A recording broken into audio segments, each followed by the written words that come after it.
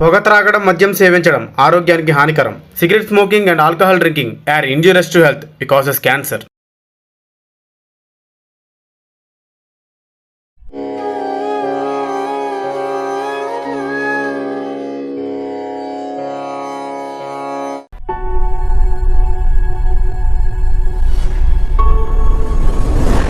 అంటేనే అర్థమవుతుంది మీరు టీంకి ఫైనాన్షియల్గా సపోర్ట్ చేయాలనుకుంటున్నారు. సినిమా ఇండస్ట్రీకి మరొక రాజమౌళి, మరొక త్రివిక్రమ్, మరొక సుకుమార్ రావాలంటే మీరిచ్చే ఫైనాన్షియల్ సపోర్టే చాలా కీలకం. మీరిచ్చే ఫైనాన్షియల్ సపోర్ట్ వల్ల ఇలాంటి టీమ్స్ ఎన్నో సినిమాలు చేస్తారు. ఎన్నో కొత్త సినిమాలు ఇండస్ట్రీకి వస్తాయి. కొత్త నీరు సినిమా ఇండస్ట్రీకి వస్తుంది. కొత్త సినిమాలు సినిమా ఇండస్ట్రీకి వస్తాయి.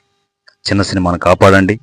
చిన్న సినిమాని మీరే కాపాడగలరు. మీరే ప్రేక్షక దేవుళ్ళే సినిమా ఇండస్ట్రీని కాపాడగలరు.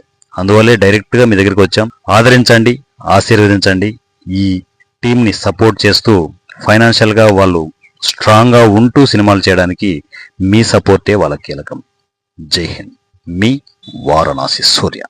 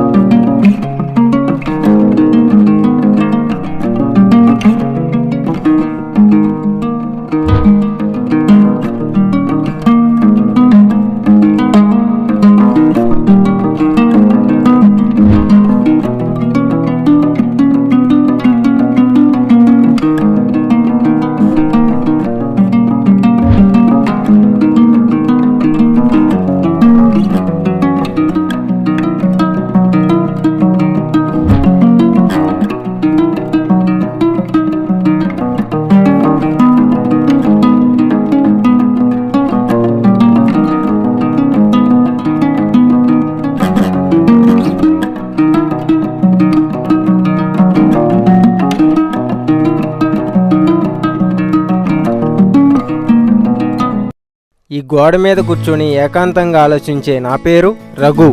నా గురించి పెద్దగా చెప్పడానికి ఏమీ లేదు. సింపుల్గా డైరెక్టర్ అవుదామని సిటీకి వచ్చాను. కానీ అక్కడితో ఊరుకుంటామా? మధ్యలో ఒక అమ్మాయి పరిచయం, ఒక ఫ్రెండ్ ఇచ్చిన సలహా, ఇలా నా కథలో చాలా కోణాలు ఉన్నాయి. ప్రస్తుతానికైతే నేను సక్సెస్ఫుల్ డైరెక్టర్ని. కానీ నా స్టార్టింగ్ కెరియర్ గురించి మీకు ఇప్పుడు చెప్పాలి.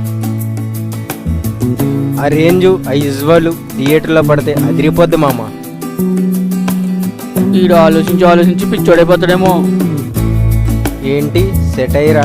లేకపోతే ఏంట్రా, రోజుకో కథ చెప్పి చంపుతున్నావు. ఆఫీస్లో కూడా నువ్వు చెప్పిన కథలే టైప్ చేస్తున్నాను రా. కమ్మురా బాబు. అవునా? అయితే పాంప్లెట్ లేసి అందరికి పంచే, అదిరిపోద్ది. అప్పుడు నీలాగే నేను కూడా పైకి చూస్తూ మాట్లాడాలి.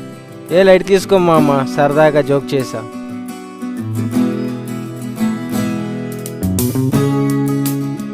ఆ దివ్య, కలుద్దామా? ఆగైతే ఇప్పుడే వస్తున్నాను. అరే, ఇంకా దాన్ని వదలలేదరా? ఆహా, వదలలేదు. అమ్మాయి మైండ్లో ఉంటే లైఫ్ మీద ఫోకస్ చేయలేవురా. నాకు తెలుసురా, నేను మేనేజ్ చేసుకుంటా. సరే, నాకు టైం అవుతుంది, నేను వెళ్తున్నా. వీడు మారడు ఇంకా. పొద్దున మా నాన్నగాడికి కథ చెప్పా, మెంటలెక్కిపోయిందన్నాడు. ఇప్పుడు నాకు చెప్పి మెంటలెక్కియకు. అదేంటి, నాకు కథలు బాగోవా? బాగుంటాయి కానీ చెప్పకు, నేను లీక్ చేసేస్తా. చా, ఈరోజు వేరే ప్రొడ్యూసర్కి కథ చెప్పడానికి వెళ్తున్నా. పక్కా సక్సెస్ అయింది చూడు. అవునా?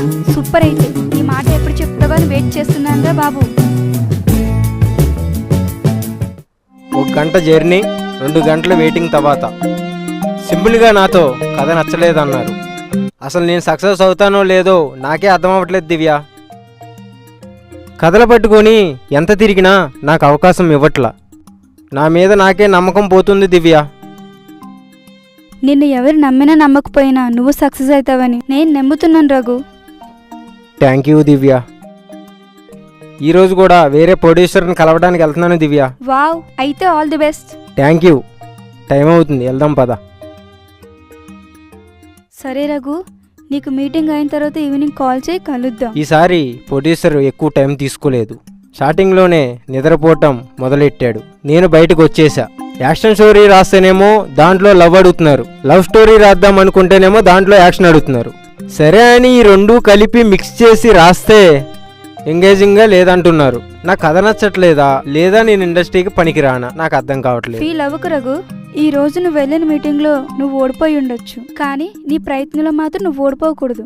ఈ రోజు జరిగింది లైక్ తీసుకో రఘు, మనీ ట్రై చేయి. సరే దివ్య, పద. దివ్య నాకు ఎప్పుడూ బలంగా ఉండేది, అందుకే నేను ముందుకి వెళ్తూ ఉండేవాడిని. కానీ ఈసారి దివ్య ఎందుకో ఆపింది. రఘు, నువ్వు ఈ ప్రొఫెషన్ మానేసి వేరే ఏదైనా జాబ్ చూసుకుంటే బెటర్. అదేం దివ్య అలా కొత్తగా మాట్లాడుతున్నావు? మరేం చేయమంటారు రఘు? ఇంట్లో మ్యాచెస్ చూస్తున్నారు, నువ్వు ఇంకా సెటిల్ కాలేదు, అయితే నమ్మకం కూడా లేదు. నిన్ను తీసుకెళ్లి మా ఇంట్లో ఎలా పరిచయం చేయాలి, ఎలా ఒప్పించాలి? ఇంక వెయిట్ చేయడం నా వల్ల కాదు రఘు, ప్లీజ్ అర్థం చేసుకో. అలా కాదు దివ్య, నేను ట్రై చేస్తానే ఉన్నా కదా. ఇంక నువ్వు నాకు అన్ని చెప్పకు రఘు, నువ్వు పొజిషన్ కలుస్తున్నావు కదా, ఓకే చేసుకో. ఇప్పుడు ఓకే చేసుకోమంటే ఎట్లా దివ్య? నాకు అవన్నీ అనవసరం రఘు, బాయ్. 24 గంటల్లో సక్సెస్ అవ్వడానికి నేనేమి సినిమా హీరో కాదు కదా, అందుకే ఈసారి ట్రై చేయడం మానేసా. అరే రఘు, ఇక్కడేం చేస్తున్నావురా? అరే నీకోసం పొద్దునుంచి వెతుకుతున్నాను రా, ఇక్కడేం చేస్తున్నావు? ఏం లేదు నాని, మనసు బాగాలేదు. ఏరా దివ్య మళ్ళీ ఏమన్నా అందా? ఏం లేదు మామ. చెప్పాను కదరా దాన్ని వదిలేమని. ఇలా అయితే కష్టంరా. ఏం చెప్పమంటావురా, ఎంత చెప్పినా అర్థం చేసుకుంటలేదు. తనకు అర్థమయ్యేలా నేను చెప్పలేను. నాకు తెలుసురా, నేను చూస్తుంటే నాకు అర్థమవుతుంది. ఏమో మామ, ఒక్క సక్సెస్ కోసం వెయిటింగ్ మామ. దివ్య ఫోన్ చేసింది, కలవాలంది. ఇంకా నువ్వు మారవురా. చీ.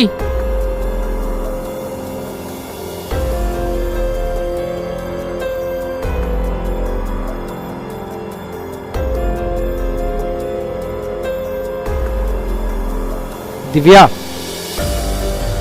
నిన్న ప్రొడ్యూసర్ కలవడానికి వెళ్ళావు కదా, ఏమైంది? వర్కౌట్ అవ్వలేదు దివ్య. ఇంకా నువ్వు ట్రై చేయకు, అది వర్కౌట్ అవ్వదు. ఎందుకు దివ్య అంత మాట అన్నావు? నువ్వు సక్సెస్ అవుతావని ఎక్కడో చిన్న హోప్ ఉండేది, ఇప్పుడు అది కూడా పోయింది. ఇంకా నీతో టైం వేస్ట్ చేసుకోవాలనుకుంటలేదు రఘు, లెట్స్ బ్రేక్అప్. నువ్వు కూడా తిరుగుతూ నీ టైం వేస్ట్ చేసుకోకు. Okay bye. దివ్య అని పిలుద్దాం అనుకున్నా, కానీ తన లైఫ్ కోసం తనకు ఒక ప్లానింగ్ ఉంది. కానీ ఇక్కడ ఏ ప్లానింగ్ లేనిది నాకు మాత్రమే. అందుకే తను తిరిగి రాదని తెలిసి పిలవకుండా వెళ్ళిపోయా.